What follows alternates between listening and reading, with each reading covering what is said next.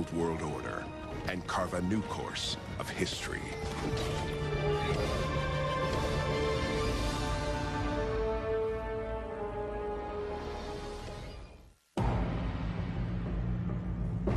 It is the end of the 12th century. As Europe lies mired in the Dark Ages, two cultures set the standard for human civilization. The Islamic states in Persia and Central Asia, and far away to the east, a trio of fabulous kingdoms in China. Between these stretch vast, inhospitable grasslands, the Eurasian steppes. Although the steppes are formidable, they are not empty. Nomadic tribes, the Tatars, Mongols, and others, eke out a grim life. These are some of the coldest places on Earth in Mongolia. Temperatures 90 degrees below zero. So for much of the year, they're fighting nature. It's a life with no margin of safety in it. In 1175, the Tatars renew an old feud with the Mongols. These two tribes, so similar in lifestyle and belief, are bitterly divided by ancient rivalries, a never-ending cycle of alliance, treachery, and revenge. Caught up in their own struggles, they ignore their common enemy, the rich and powerful Jin of northern China. The Jin dynasty, their policy towards Mongolia was one really of divide and conquer. And Jin would employ the Tatars on raids against other nomadic groups, tribes, khanates that grew too large and too threatening. The Jin wisely perceive that as long as the people of the steppes are focused on each other, they won't trouble them. It is in this time of upheaval that great Mongol conqueror Genghis Khan arises in the 12th century. He does so not from a family of kings or princes, but as a fatherless boy, facing death with his family on the barren steppes. Genghis Khan's given name is Temujin, Mongolian for ironworker. It's fitting. His life will demand an iron will. In 1175, when he is barely 9 years old, his father, leader of the clan, is poisoned by the Tatars. Genghis Khan's father had been an up-and-coming tribal chieftain. Perhaps if he'd lived, he might have become the next Khan of the Mongols. But as soon as he was poisoned, the widows of the previous Khan led the Mongols to desert the widows of Jisige, Genghis's father. And the result was that Genghis Khan was left on the steppe alone with his mother. Abandoned with her children, Temujin's mother gives him a simple charge: seek revenge.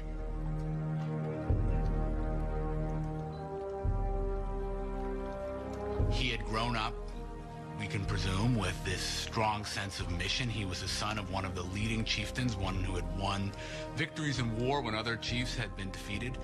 And he had been abandoned, and that created a really strong sense of bitterness, a strong sense that the world doesn't work the way it should.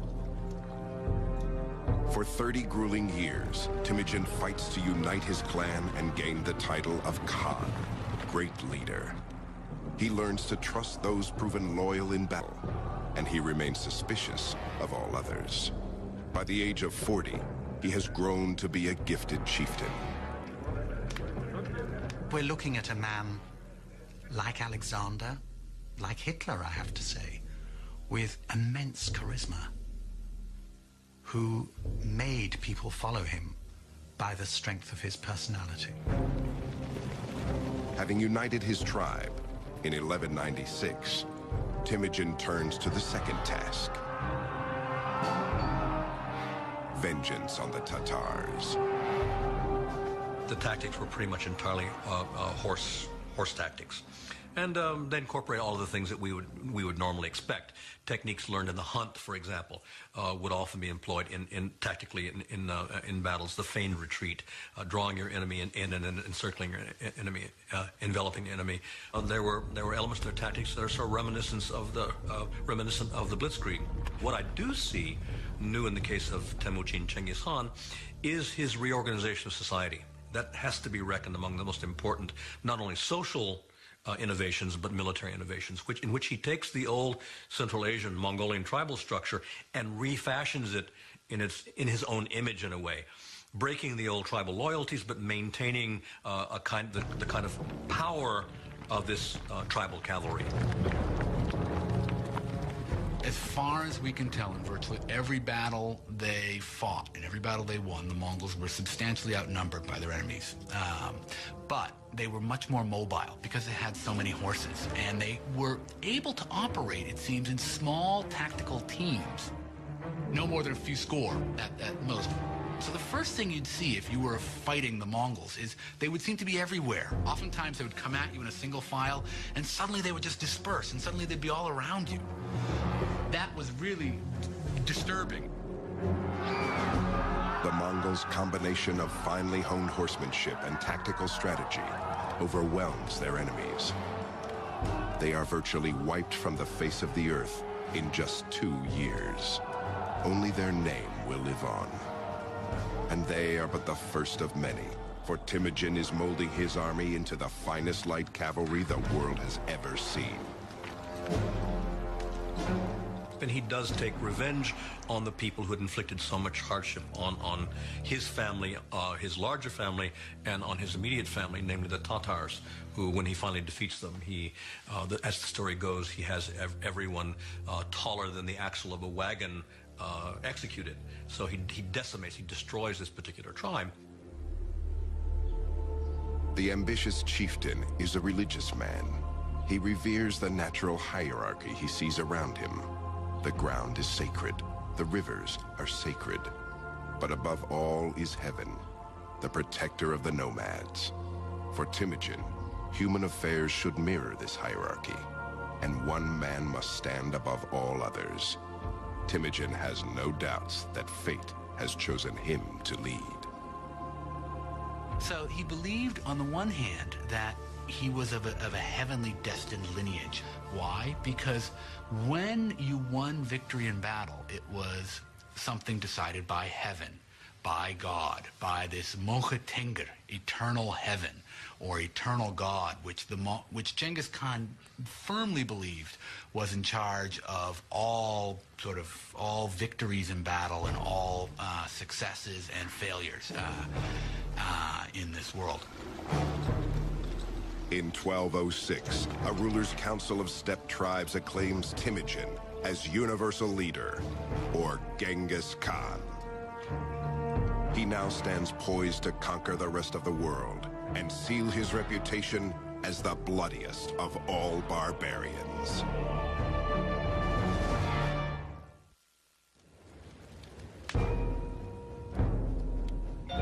Driven to avenge his father's murder, and empowered by a sense of his own destiny, in 1206, Genghis Khan rises from obscurity to the brink of world domination. He is the ultimate leader, the Khan, of all the restless and nomadic tribes of the steppes. His people live a difficult life in a brutal environment. This is a society that is perpetually on the move. So they're ready to bundle up shop in no time at all. So what does that say about how these people live? The tents they live in. They have a cane framework, and felts are tied or sewn onto these individual cane panels, and they can be set up inside 15 minutes and dismantled in the same sort of time. So the inside of yurts was incredibly dark and smoky because they only had a hole at the top and a hole at the doorway. And the doorway always faced south because the Mongols were superstitious that good news came from the south. You had felts on the floor, felts on the walls, so dark, dark, dark, and then everything permeated with smoke. What did they burn? There's no wood on the steppe, so it's dung. So it's smoke that's permeated with animal smell as well. This hardscrabble existence shaped Genghis Khan's character, and his mother's words of vengeance provided his mission. Points to the very important role that Mongolian women played and still do play in Mongolian society, and that's a very important sort of formative episode in his whole life, because he becomes very attached to women, to his wife, to his mother. They figure very prominently, both figure very prominently later on when he distributes his territory and his soldiers among these people. Both women receive shares. So that's quite an important thing. She really holds the family together. She's the cement of the family. By the year 1206, Genghis Khan's power over the steppes is unchallenged. Now he directs his vengeance on the wealthy and arrogant Jin of China. In 1211, the Mongols moved to invade China. The enormous ancient nation sees them as scruffy upstarts out to stir up a little trouble. The Chinese have no idea what they are about to face.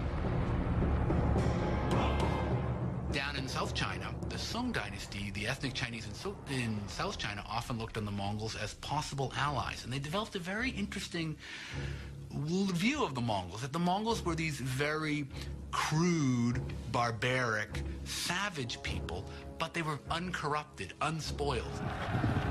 Within hours of their initial meeting, the Mongol troops annihilate a much larger Chinese force. The nomads learn fast. They copy Chinese siege technology to breach their city walls. They become the embodiment of terror. And then they start beating their drums. And these drums are carried by 4 people on ropes. And the mere sound of them drove people mad with fear. They brought with them the prisoners from the previous city that they'd captured and pushed them into the moat so that they could go over them, over the dead bodies at the city walls. And then they would slaughter every living thing, the very cats and the dogs. In 1215, they lay waste to the capital of northern China, Chengdu, present-day Beijing. But just as victory seems within reach, news arrives that trouble is brewing in the Mongolian homeland.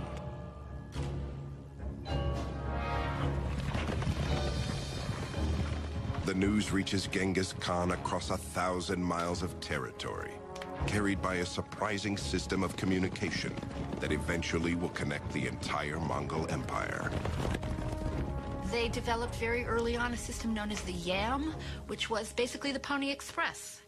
And 2 messengers would be sent out with special badges that they wore around their waist, showing that they were official emissaries of the government. And horses would be provided at post stations every 25 miles for these 2 to ride off carrying in their hands, literally, rolls with messages on them. In 1218, the Yam riders bring Genghis Khan the news that Kuchlug, the Khan of the Naiman clan, is fomenting a rebellion among other disgruntled tribesmen. Genghis Khan's hard-won order is being threatened by disloyalty from his own people. This cannot be tolerated.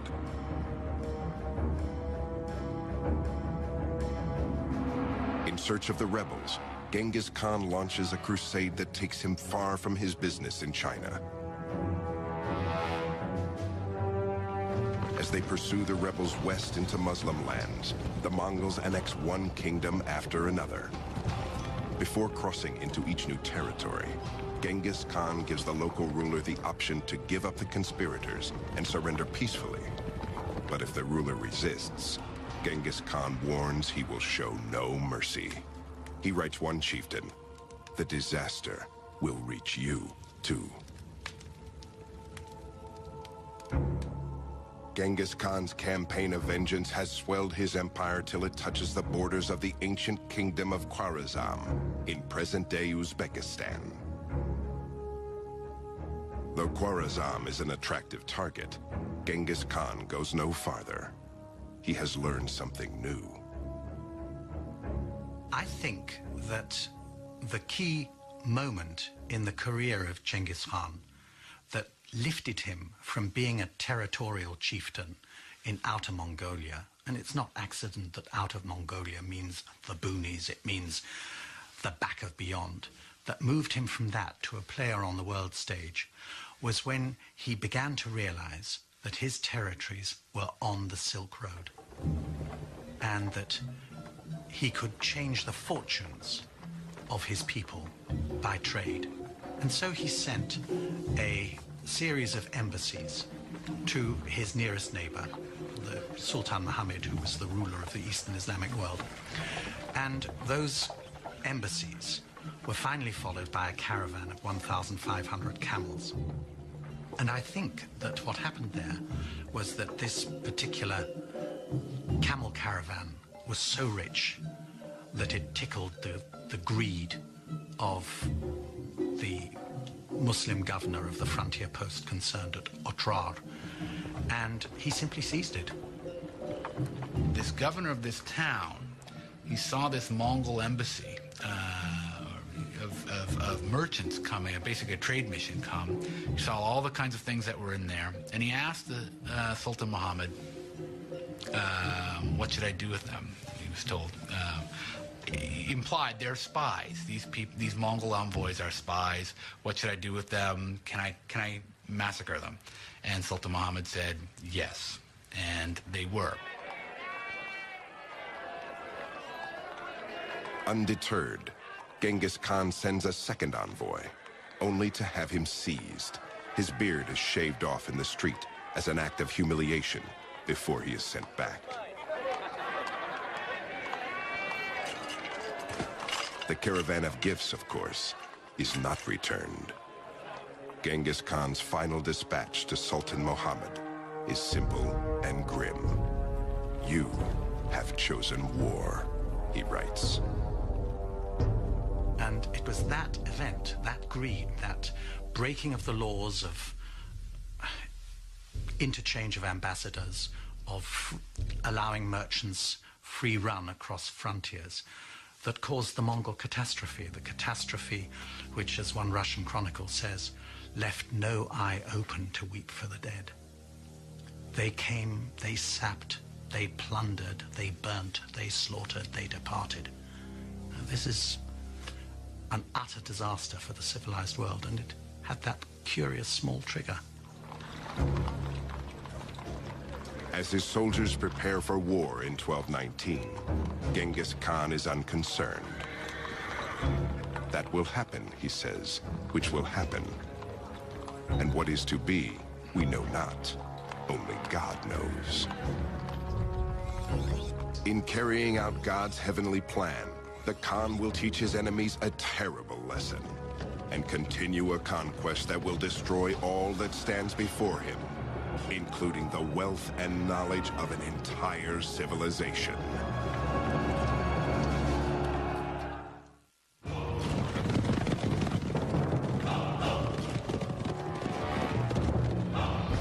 Genghis Khan has unified the nomadic Mongols, subdued the wealthy Chinese, and now, in 1219, stands perched to take on Sultan Muhammad, the ruler of the Khwarazm Empire of Central Asia. Genghis Khan is a man driven by revenge. Inalchuk, the Sultan's governor, has flagrantly humiliated a Mongolian diplomatic envoy, an abuse that cannot stand. But the Sultan's stronghold, Samarkand, is defended by an army much larger than Genghis Khan's own. To even the odds, the Khan turns to tools that have served him well in the past: mobility and surprise. Much more interesting about this particular campaign is the fact that Genghis Khan divided his army in the face of a superior opponent. This is tactics that we associate again with people like Robert E. Lee or with Blitzkrieg and during World War II. The purpose being, again, to penetrate the enemy's front and to create confusion and diversion and so on in the rear to be able then to turn back and take these places. So I find that to be a very significant part of what he does. Genghis Khan's first blow comes at the border town of Utrar in 1219. After a 5-month siege, the Mongols burst through the defenses and lay waste to everyone and everything in their path. There is no limit to their cruelty. Why were the Mongols so cruel? It's a difficult question, and no one really knows the explanation. But the fact of it, I think, can't be doubted, that these were people who did not wage war in the ordinary way. A special fate is assigned to the greedy governor in Alchuk. He discovers firsthand the meaning of the old Mongolian proverb, "Return what people give to you." Dragged from his hiding place in the citadel, he is held down while molten silver is poured into his ears and eyes.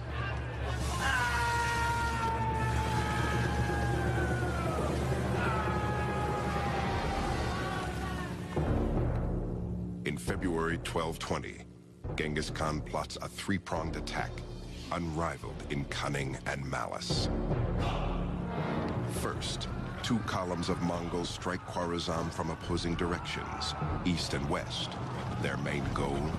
To lull Muhammad into thinking that these trifling attacks are the Mongols' best shot. Medieval armies in Europe and the Middle East had a very strong idea that retreating in the face of the enemy was humiliating. And so they really couldn't do it. And the other reason they couldn't do it was because, from the general's point of view, once you start retreating, everybody would think you've lost, and suddenly you would lose control of your army. Everybody would start running away. Oh, we've lost. We're running away. The Mongols would retreat. Then suddenly, as they're retreating, they'd suddenly break up, start coming around again, and start shooting at you again. That was very disorienting for many armies. The constant hail of arrows that would be falling, that was a disorienting thing. Diverted by the Mongols' feints and skirmishes, Sultan Muhammad strings out his forces along hundreds of miles of farmland and river valleys south of Samarkand.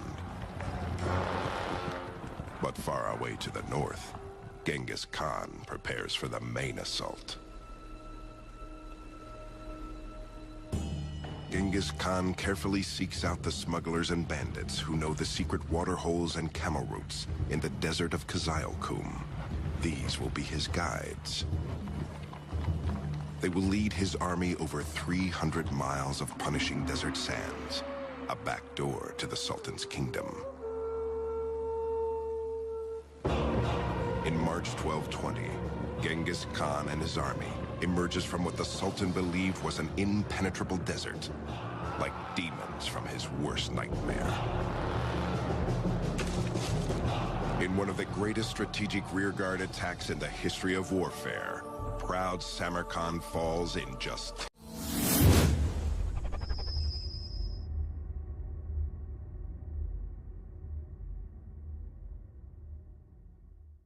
10 days. Sultan Muhammad shows his true colors, fleeing for his life from one city to the next. Like hunters pursuing a fox, the great Mongol generals are given 20,000 men and told to crush any town that shelters the fugitive sultan, as they relentlessly track him down and kill him.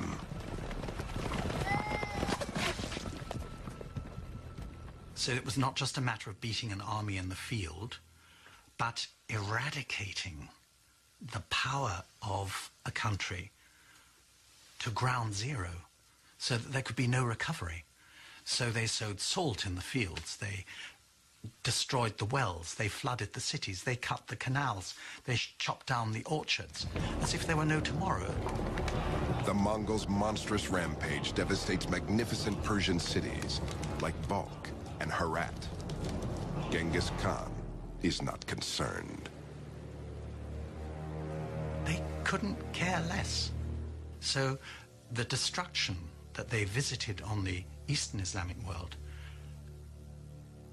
has lasted to this day. the ruins of once great cities still lay scattered across Persia like ghost towns. With the annexation of Khwarazm, Genghis Khan's empire reaches from the Yellow River all the way to the Caspian Sea, the largest continuous land empire in the history of the world. The most remarkable result of this Mongol conquest is that East is open to West for the first time in 1,000 years. Pax Mongolica, a Mongol peace, allowed people for the first time to travel in absolute safety from Rome to Beijing. It was never possible before, and it wasn't possible until the 20th century afterwards. It's not a small thing. We had people from the Middle East traveling all over, all the way even into China.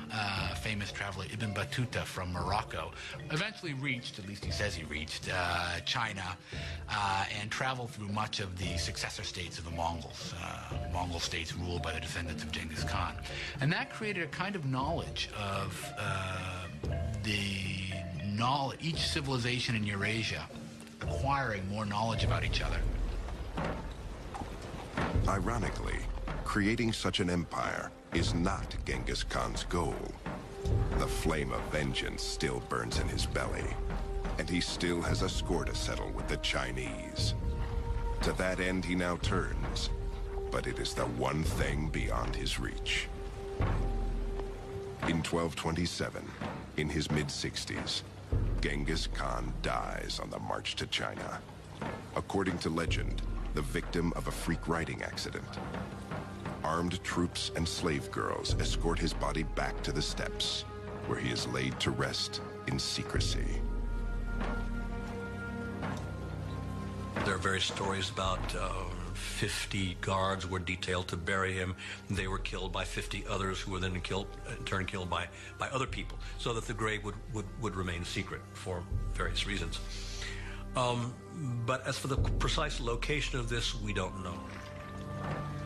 The way that the Mongol chieftains were buried was in total secrecy. They went off on a procession, the people who were going to bury them, blaring horns, beating drums, making as much noise as possible. And if anybody met the procession on its route to its secret destination where the person was going to be buried, they were killed. So the whole point was that nobody should know where the great ones of the Mongols were buried. Not a single tomb of a Mongol chieftain has ever been excavated. They've not been found. So we have no idea what they contain. Genghis Khan's empire seems to be as lost as his mountain grave, for upon his death, the state he sought to unify breaks apart, carved up into 4 kingdoms for his 4 sons. But the dream lives on. It will turn into a nightmare in the hands of another Mongol conqueror. Driven by visions of glory, he will unleash a reign of terror even bloodier and more brutal than Genghis Khan's.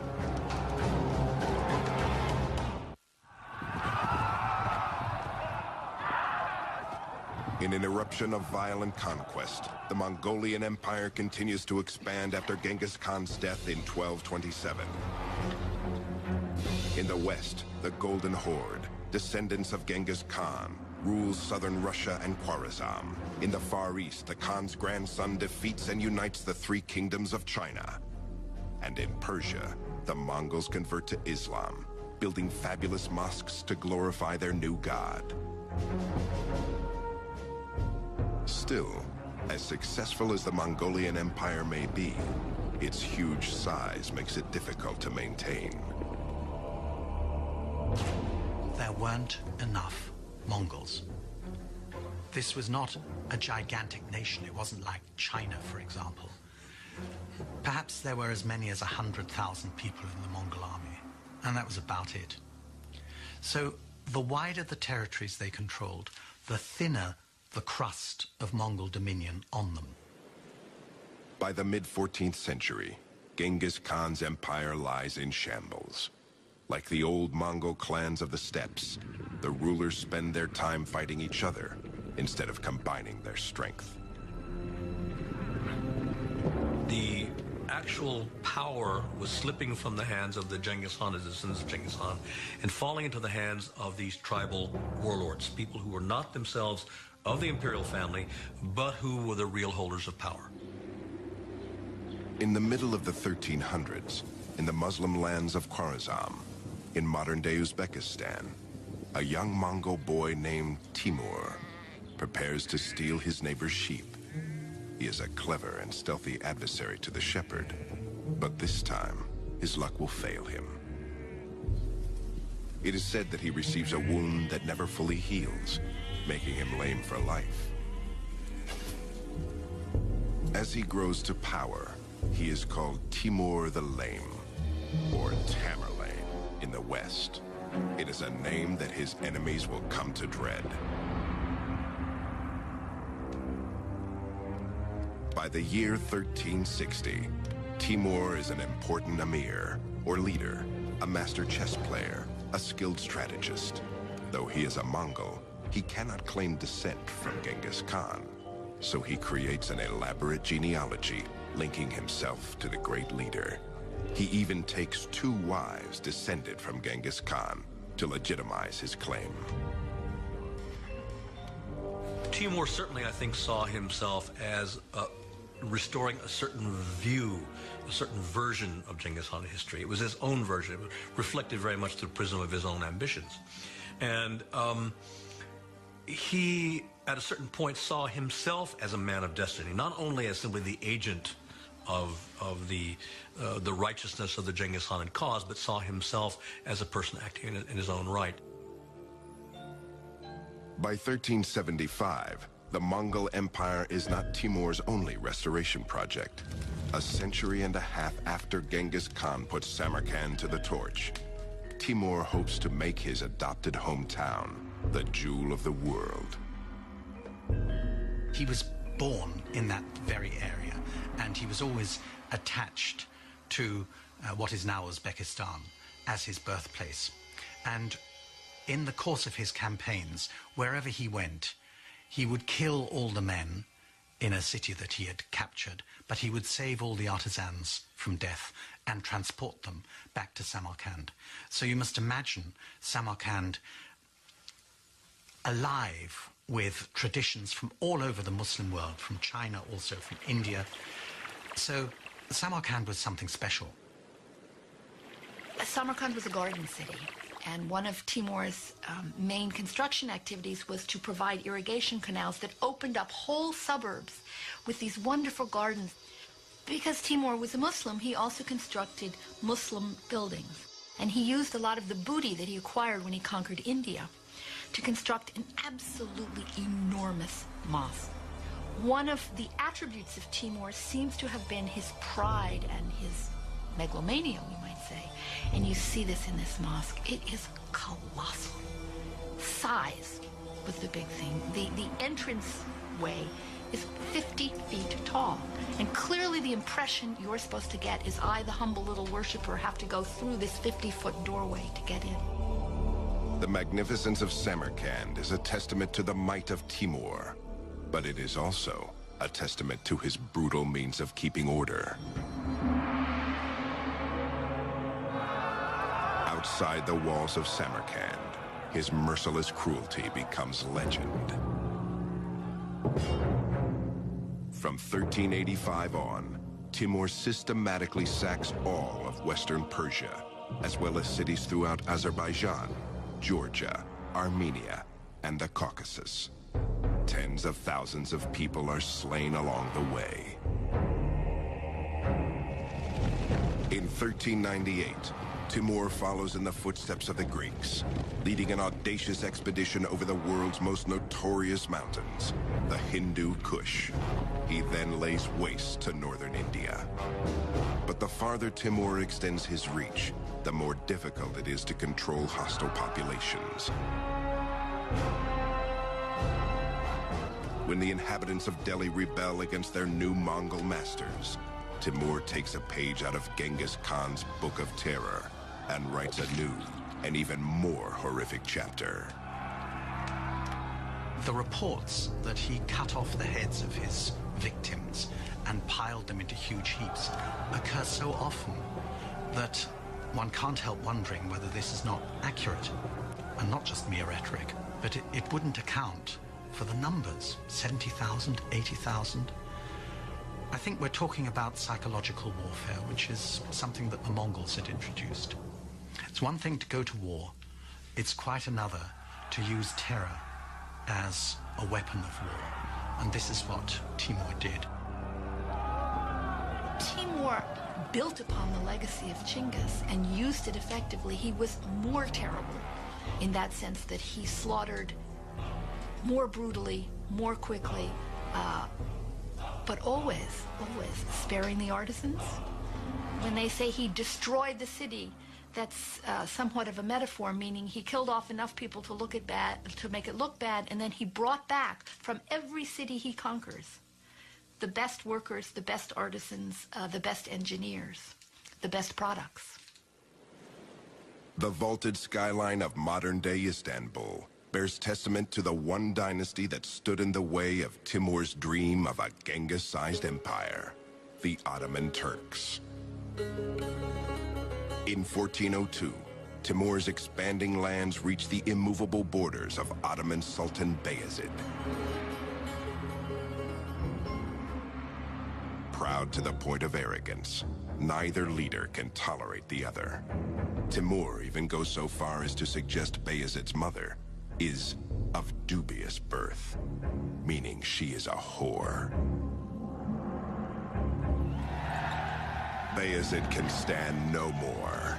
Leading one of the finest armies in the world, the Sultan rides out of his fortress at Ankara to meet Timur's far smaller force. Confident and imposing, he knows little of the cunning genius of the Mongol Timur. In 1402, goaded by slurs on his honor, the Ottoman Sultan Bayezid races to meet Timur's Mongol forces. But Timur, aware of the Sultan's route, does an end sweep around the Turks. Traveling off the beaten track, he catches the Sultan off guard. He lays siege to the Turkish stronghold, Ankara itself. It is a humiliating turn of events for Bayezid. He is forced to beat a hasty retreat to defend his city. When his weary troops finally arrive, they are no match for the well-rested Mongols. Even worse, in the heat of battle, an entire Turkish battalion defects to the Mongol side when they see a beloved prince fighting for Timur. Tricked, betrayed, and totally routed, Sultan Bayezid nobly refuses to leave the field of battle. He is determined to fight to the last, but he is captured and taken prisoner. The Ottoman defeat may taste sweet to Timur, but it is even more delicious to Christian Europe. Now, if you look at this on the grand strategic map of Eurasia at the time, the Ottoman sultans were poised to scoop up Constantinople. They had moved into Europe, they had encircled it, they were ready to begin the siege that would have destroyed the principal city of Eastern Christendom. And just then, that was their bad luck. Someone came knocking at their back door, and that was Timur. The reaction in Europe to the defeat of Bayezid Yildirim was unrestrained joy.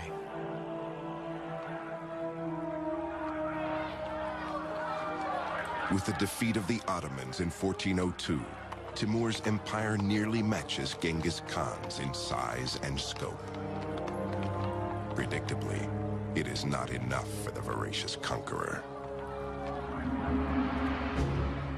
To secure his place in history, he must do his hero one better. And the only way to accomplish this is to take what Genghis could not: China. But like Genghis Khan, Timur mysteriously falls ill and dies on the march to China. In 1405, in Samarkand, he is laid to rest in a tomb as ornate as Genghis Khan's was simple.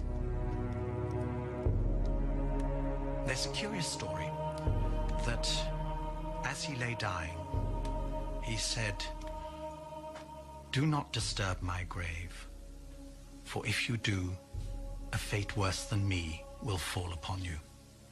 And his grave was kept absolutely untouched until the 22nd of June 1941, when Soviet archaeologists opened the grave and found the skeleton of a tall man with a damaged hip.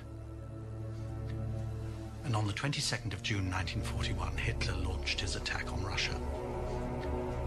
And that was the signal for some 20 million Russians to perish in the following 4 years. So you could say that he had a long arm, and that long arm stretched right into the 20th century. Without the force of Timur's personality and leadership, his heirs are unable to hold the empire together. The Mongols begin to fade into history. Too small in number to rule their vast empire, they become assimilated into the cultures they conquer, adopting their religions and customs as their own. And yet, their impact remains immeasurable even today.